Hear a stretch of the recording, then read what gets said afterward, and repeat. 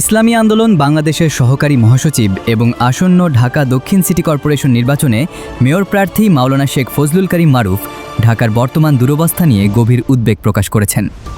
তিনি বলেছেন, economist intelligence ইউনিটের করা বিশ্বের বসবাসের অযোগ্য শহরের তালিকায় আমাদের ঐতিহ্যবাহী ও গৌরবের শহর ঢাকা এখন তৃতীয় অবস্থানে রয়েছে। বাসযোগ্যতার দিক থেকে ঢাকার নিচে কেবল যুদ্ধবিধ্বস্ত লিবিয়ার রাজধানী ত্রিপোলি এবং সিরিয়ার রাজধানী দামেস্ক রয়েছে।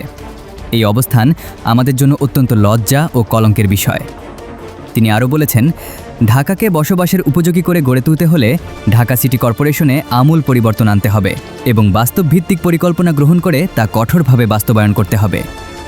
স্বাধীনতার পর থেকে যারা ঢাকা সিটি কর্পোরেশনের দায়িত্বে ছিলেন, ঢাকার এই করুণ পরিণতির দায় তাদের কেউই এড়াতে পারবেন না। ইসলামী আন্দোলন বাংলাদেশের সকল আপডেট পেতে আমাদের Facebook ID Charmonai daily news follow দিয়ে সাথেই থাকুন এবং আমাদের ইউটিউব চ্যানেল সাবস্ক্রাইব করে আমাদের পাশেই থাকুন।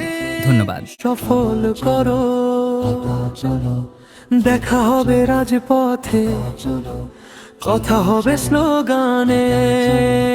চলো চলো ঢাকা চলো, চলো চলো ঢাকা চলো, 10 জুলাইয়ের সমাবেশ সফল করো। চলো চলো ঢাকা চলো, চলো চলো ঢাকা চলো, চলো চলো ঢাকা চলো।